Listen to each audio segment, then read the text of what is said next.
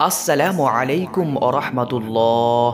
Medina শরীফের গলি গলি চাপ্পা চাপ্পা মুসলিমদের জন্য ভীষণ পবিত্র, কেননা আল্লাহর প্রিয় রাসূল হজরতে মোহাম্মদ মুস্তাফা সাল্লাল্লাহু আলাইহি ওয়াসাল্লাম যে গলি যে মহল্লা দিয়ে পেরিয়ে গিয়েছেন, তাহলে সেই জায়গা কখনো সাধারণ জায়গা হতে পারে না। মনে রাখবেন, মদিনা শহরে অবস্থিত মসজিদে কুবাতে এই সময় খননের কাজ শুরু হয়েছে। মানে এই সময় মসজিদে কুবাতে খননের কাজ করা হচ্ছে, কিন্তু এই খনন কাজের সময় মসজিদে কুবাতে আল্লাহ রব্বুল আলমিনের এমনই একটি মৌজেজার দেখা মিলল। মানে খনন কার্যের সময় 1400 বছর পূর্বের এমনই একটি জিনিস পাওয়া গেল, যেটি দেখে সেখানে উপস্থিত সকলে সুবহানাল্লাহ বলতে বাধ্য হয়ে গেছে। শুধু এটুকুই নয়, এই জিনিসকে দেখে আপনিও অবাক হয়ে থেকে যাবেন। এই জন্য আজকের এই ভিডিওটি আপনাদের সবার জন্য খুবই বিশেষ একটি ভিডিও হতে চলেছে। ভিডিওটিকে আপনি শেষ পর্যন্ত দেখবেন এবং সঙ্গে সঙ্গে প্রিয় হাবিবকে মোহাব্বত করলে ভিডিওটিকে মন থেকে একটি লাইক করে মেহেরবানি করে আপনার বন্ধুদেরকে শেয়ার করে দিবেন, যাতে করে এই ঘটনা সম্পর্কে মানুষ জানতে পারেন যে যেই জিনিসটি এই সময় মসজিদে কুবাতে খনন কার্যের সময় পাওয়া গিয়েছে, সেটি দেখে মানুষ ভাবতে বাধ্য হয়ে যাচ্ছে যে আল্লাহ তাবারাক ওয়া তাআলা যা চান সেটি করতে পারেন, আর তার কাছে কোনো জিনিসই অসম্ভব নয়। আপনাদেরকে জানিয়ে রাখি যে মসজিদে কুবা মদিনা শহরে নির্মাণ হওয়া সর্বপ্রথম মসজিদ, আর এটি পৃথিবীতে নির্মাণ হওয়া তৃতীয় সবথেকে বড় মসজিদ। এই রুয়ে জমিনে সর্বপ্রথম যে মসজিদ নির্মাণ করা হয়েছিল সেটি হলো খানায়ে কাবা, যাকে কাবা শরীফ বলা হয়ে থাকে। দ্বিতীয় যে মসজিদটি নির্মাণ করা হয়েছিল সেটি মসজিদে আকসা, আর তৃতীয় যে মসজিদটি ছিল সেটি হলো মসজিদে কুবা। সৌদি আরবের শাসক এই মসজিদের আশেপাশের অঞ্চলকে ভীষণই সুন্দর করতে যাচ্ছেন, আর এটিই কারণ যে মসজিদে কুবার আশেপাশে প্রচুর শ্রমিক কাজও করে চলেছেন। এছাড়াও এই মসজিদের গুরুত্ব এজন্যই বিশেষ যে যেই ব্যক্তি এই স্থানে গিয়ে 2 রাকাত নফল নামাজ আদায় করে নেন, তো সেই ব্যক্তির আমল নামাতে এক উমরা করার মতো সওয়াব লেখা হয়। একবার আল্লাহর প্রিয় হযরত মুহাম্মদ মুস্তাফা সাল্লাল্লাহু আলাইহি ওয়াসাল্লাম যখন হিজরত করে এই জায়গায় সর্বপ্রথম এসেছিলেন, তো তখন এই স্থানে একটি মহল্লা থাকতো, আর যার নাম ছিল কুবা। তো এই জন্য এখানে একটি মসজিদ নির্মাণ করা হয়, সেটিকে মসজিদে কুবা বলা হয়।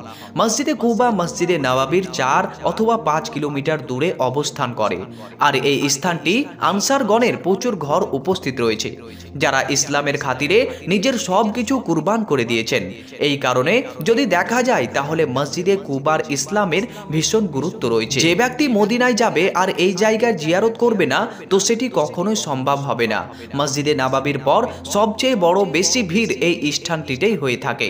এখানকার মানুষেরা যখন জানতে পারল যে আল্লাহর রাসূল এখানে তাশরিফ নিয়ে আসবেন, তো এখানকার মানুষেরা রাসূল সাল্লাল্লাহু আলাইহি ওয়াসাল্লামকে স্বাগত জানার জন্য এই স্থানে পৌঁছে যেতেন। তারপর দুপুর পর্যন্ত রাসূল সাল্লাল্লাহু আলাইহি ওয়াসাল্লামের জন্য অপেক্ষা করতেন, কিন্তু যখন রোদ্দুর বেশি হয়ে যেত তখন এই মানুষেরা ঘরে চলে যেতেন।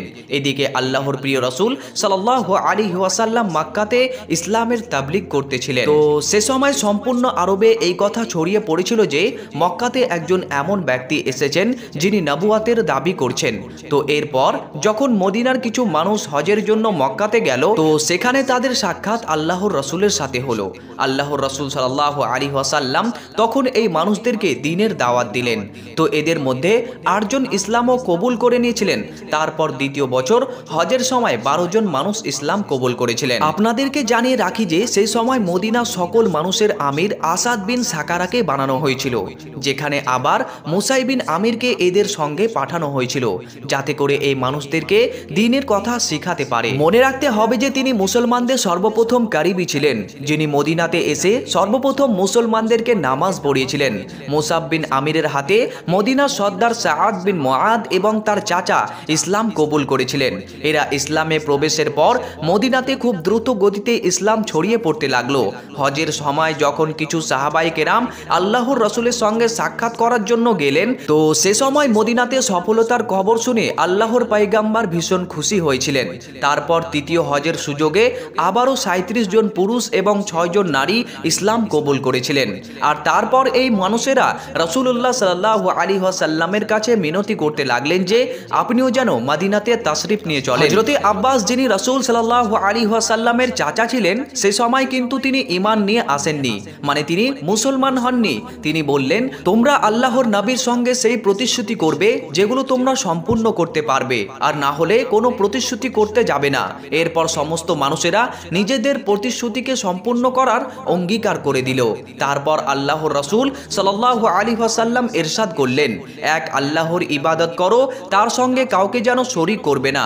তো এটি শুনে একজন আনসারী জিজ্ঞেস করতে লাগলেন, এমনটি করলে কি পাবো? তো রাসূল সাল্লাল্লাহু আলাইহি ওয়াসাল্লাম ইরশাদ করলেন, এর পরিবর্তে তোমরা জান্নাত পাবে। তখন এমন কথা শুনে সকল মানুষ বলতে লাগলো, এ তো খুবই উত্তম সওদা, আর আমরা এটিকে কখনো নষ্ট হতে দেব না। এরপর কুবাসী আল্লাহর রাসূলের অপেক্ষা করতে লাগলেন। তারপর যখন একদিন আল্লাহর রাসূলের স্থানে উপস্থিত হলেন, তো সর্বপ্রথম আল্লাহর রাসূলকে একজন ইহুদি দেখলেন। তখন সে উঁচু আওয়াজে বলতে লাগলো, হে কুবাসী, তোমাদের ভাগ্য খুলে গিয়েছে, যে নবীর জন্য তোমরা অপেক্ষা করছিলে তিনি তোমাদের কাছে এসে পৌঁছে গিয়েছেন। তারপর কুবার গলি ও মহল্লাতে আল্লাহু আকবারের উঁচু আওয়াজ শোনা যেতে লাগলো। এটি শুনে প্রত্যেক মানুষ আল্লাহর রাসূল সাল্লাল্লাহু আলাইহি ওয়াসাল্লামের দর্শন করার জন্য নিজের ঘর থেকে বের হতে লাগলো। তখন কুবাতে চারিদিকে শুধু মানুষ আর মানুষই দেখা যাচ্ছিল।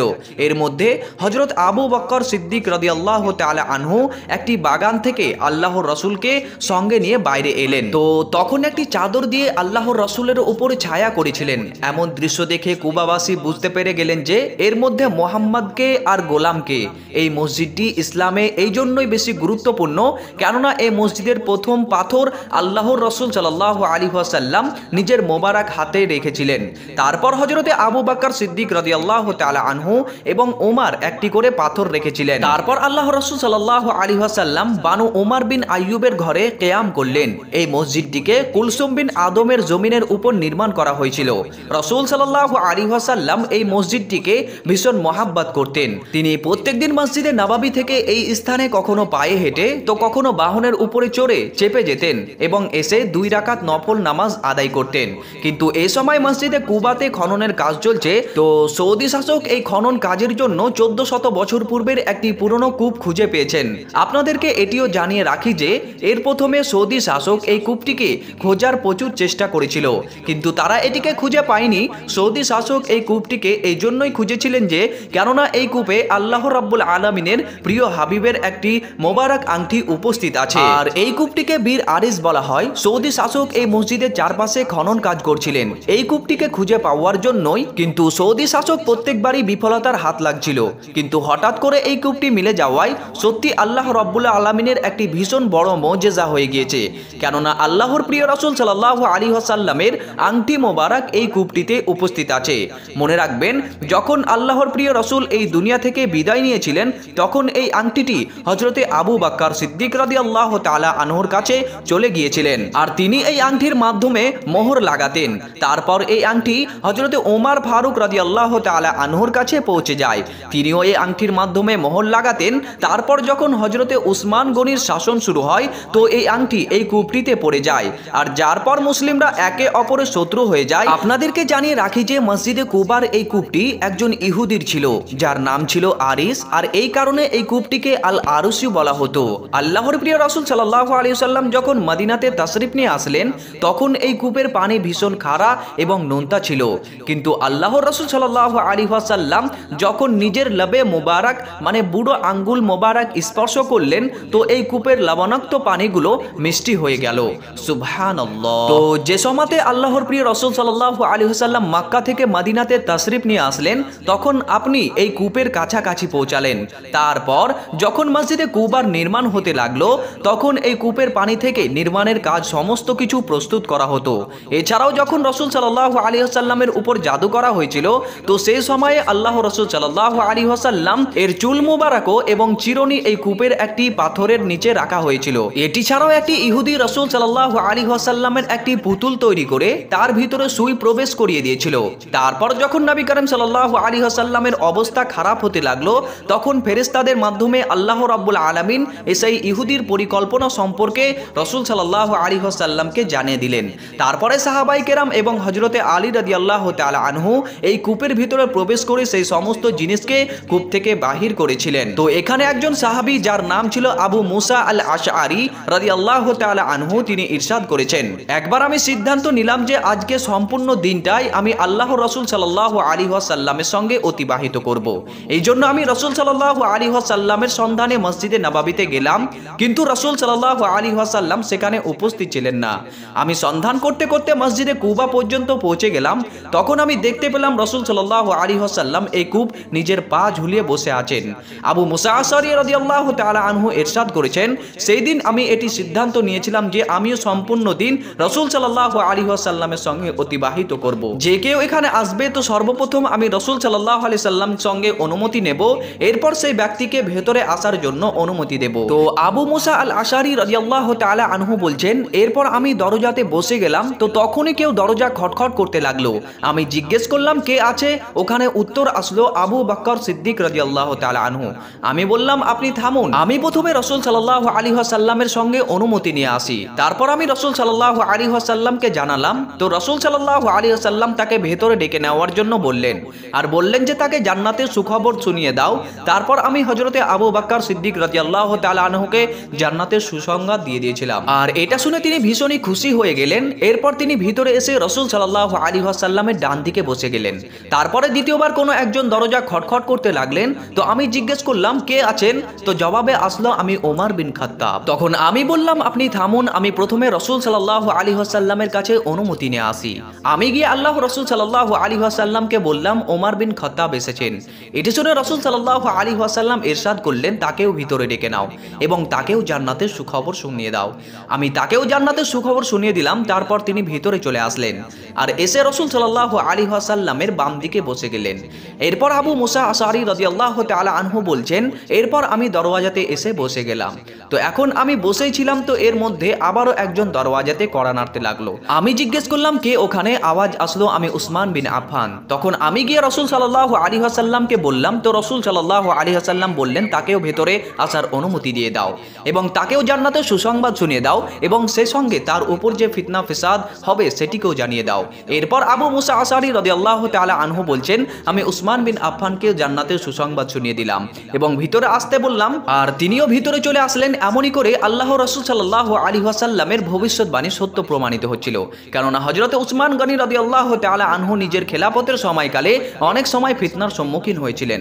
তো এই আংটি রাসূল সাল্লাল্লাহু আলাইহি ওয়াসাল্লামের কাছ থেকে আবু বকর সিদ্দিক রাদিয়াল্লাহু তাআলা আনহু, হযরত ওমর ফারুক রাদিয়াল্লাহু তাআলা আনহু এবং শেষ বেলায় হযরত উসমান গনি রাদিয়াল্লাহু তাআলা আনহুর কাছে পৌঁছে যায়। আর তারপর যখন একদিন হযরত উসমান বিন আফফানের খেলাফত কলে হযরত উসমান গনি রাদিয়াল্লাহু তাআলা আনহু এই কূপটিতে পা ঝুলিয়ে বসেছিলেন। তো হঠাৎ করে আল্লাহ রাসূল সাল্লাল্লাহু আলাইহি ওয়াসাল্লামের এই আংটি মোবারক তার হাত থেকে এই কূপে পড়ে যায়। যদিও হযরত উসমান গনি রাদিয়াল্লাহু তাআলা আনহু এই কূপের সমস্ত পানিকে বাইরে ফেলে দিয়ে অনেক সন্ধানও করেছিলেন এই আংটি পাওয়ার জন্য, কিন্তু এটি খুঁজে পায়নি। আর এরপরই মুসলমানদের মধ্যে দ্বন্দ্ব বেঁধে যায়। তো এই সময় মসজিদে কুবার কাজ ভীষণ দ্রুত গতিতে চলছে, আর এই সময় সেই কূপটি খুঁজে পাওয়া গিয়েছে যার উপরে রাসূল সাল্লাল্লাহু আলাইহি ওয়াসাল্লাম বসে থাকতেন।